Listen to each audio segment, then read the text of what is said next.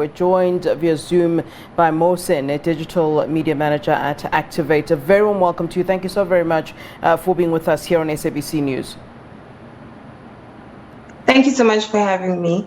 Mo, let's start by talking about the crime stats that were released yesterday. We heard the police minister announcing that more than 10,000 people were raped between April and June, with many of those raped at home. Let's get your reaction on what these stats say. I mean, these are very scary stats, and the fact that we've seen really an increase on all crimes, and particularly on those against women and children, is a very scary situation. What is your reaction? When I read about what Minister Bekele said, which was that the statistics are skewed by the fact that there was a hard lockdown last year, that's why it looks like there's an increase. But if you remember, around 5,083 cases were reported. Only 2,273 even got arrested, and then 207 of those got convicted. I can't believe that he wants to put this on the fact that there was a hard lockdown. That lockdown alone is what accounts for why there's so much increase in intimate partner violence. You can't lock up a perpetrator with their victim and then think everything is going to be fine after that, especially if you've also closed down the economy. The statistics are also very much reflective of how the SAPS in itself is not capacitated enough to deal with GBV. And if they are, they're not using the resources that they have. They've shown that they can shut down the country if they want. They have the resources to go and repossess food from people that was eventually looted, but you don't have the same resources to accompany somebody who has a protection order. You don't have enough vehicles, so the same victim must take a paper, go back to their perpetrator and say, you cannot come within this radius. How is that even effective? And essentially, they're also lacking in the number of police officials that they have. So they have no capacity, they have no training. There are all these laws and bills and that look great on paper. But when it comes to implementation, it's not working. So I feel that as much as the same energy that we're giving towards COVID is the same energy we need to give towards GBV.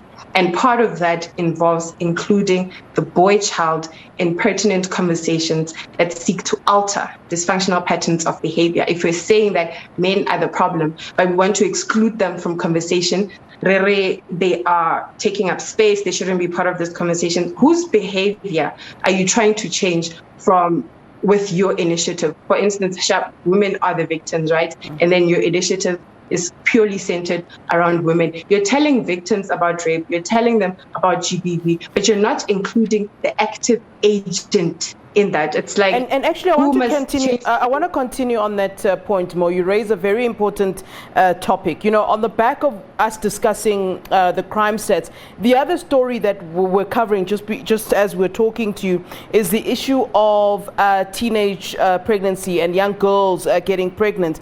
I must say, I'm very concerned about the fact that the response from the Department of Basic Education is to say, you know, we need to ramp up our sex education communication to young learners, when that's actually, to me, a sort of a moot point, given that if we're talking about 10-year-olds or 12-year-olds falling pregnant, which is basically half of this, given the stats, half of them are between the ages of 10 and 12 years old. And for me, why that becomes a moot point is that now we're not talking about sex education. We're not talking about whether or not children or learners are being educated enough on the issue of sex. We're now talking about rape. That is statutory rape. And surely the Department of Education, as well as the Department of Police and all law enforcement, should be coming together to sort this out. Not saying that young girls should be getting sex education. Why are they getting sex education between 10 and 12 years old when actually they are being raped, essentially?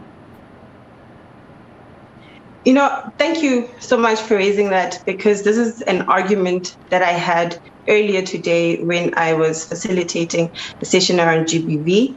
A representative from the Department of Health was talking about this, and my initial response was, but you're talking about 10 to 12-year-olds.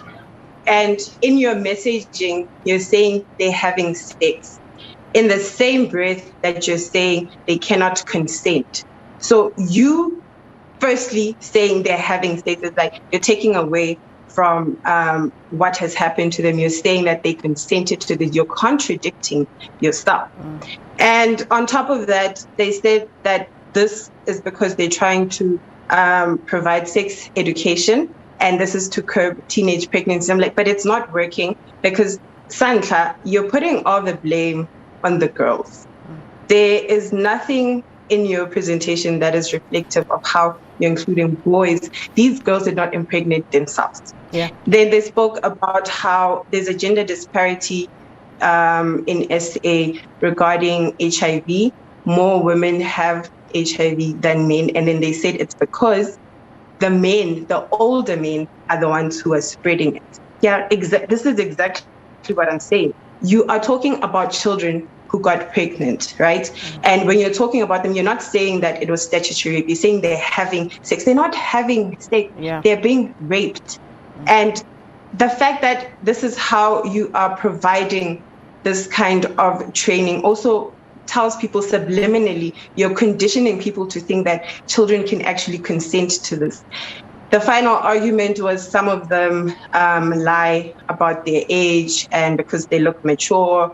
You know what? It's the same as when somebody reports you want to focus on the minority of women who lie about rape.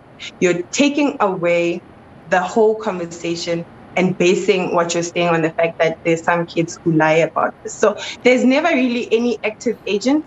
There's never really any blame that's put on boys, no interventions. All the sex ed. The only thing is when it comes to condoms. Yeah. That's it. But besides that, people who develop these measures don't think about the boy child. Yeah. And I think that accounts for much of why certain dysfunctional behaviors are reinforced, because the perpetrators of those dysfunctional behaviors are not being held accountable. Yeah, let's continue then on the issue of gender-based violence. I heard the police commissioner, and I'm talking about this for the second time today because I just don't understand in terms of the police commissioner saying that we're not in fact losing the battle. We are. To me, it looks as though the battle is indeed being lost. I mean, just now this week we're hearing of Nosicelo Mtembeni in the Eastern Cape, a 4th student. I mean, in her final year, really, of law, obviously a young girl who had so much to do and give the community that she was being raised in. And here we are talking about her being dismembered, her body cut up, by her boyfriend. I mean, to say that, we're not losing the battle, does that not sound disingenuous to you? It does seem to me that this battle is indeed lost. When it comes to GBV, people first want to take a defensive stance. Of course, they want to say we're not losing because they want to look like they're doing something. Yeah. My first initial response as well when the story was me thinking about the bystander effect. So before she died, they were listening to the commotion. Did anybody do something? No. But we become bystanders, and then only after the fact do you say, I heard last night what was happening. So when it went silent, I thought maybe they've resolved their issues. Even if you think they've resolved the issue, go and check if that person is okay. So we tend to take the back seat thinking, no, Maria next door can. But if we start personalizing this, making it our personal choice to intervene in the instance where there is a GBV case, a lot of people would be held accountable who will know this is not acceptable. Yeah. I will not get away with it. I will most likely go to jail. And another thing that also surprises me is we continue to have a correctional service that is really just breeding hardened criminals. Now, none of these people come out rehabilitated. Well, very few of them do, but with most cases, people are not first-time offenders.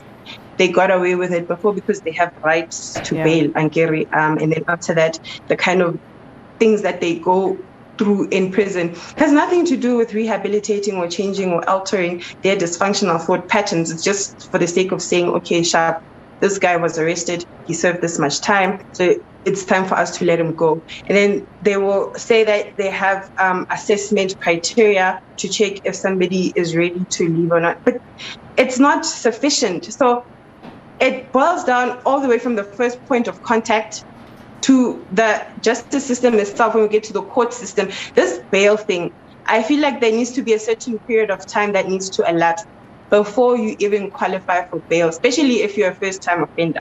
Go for GBV training. Go for some kind of behavior altering initiative or workshop, something. There needs to be somebody who assesses if you actually understand what you have done. When you talk about remorse, said sorry or they admitted, or that's great, but how are we ensuring that it does not happen again? And that's something that's also lacking. We're lacking in implementation. We do not have leadership that understands even secondary victimization in itself. And then finally, when people get arrested, which that is not really justice, the things that happen in prison is like a party for most people. That's why they continue to be perpetrators, because it's nice they're in jail. All right, Mo, thank you very much for your input. Much appreciated. We appreciate your time.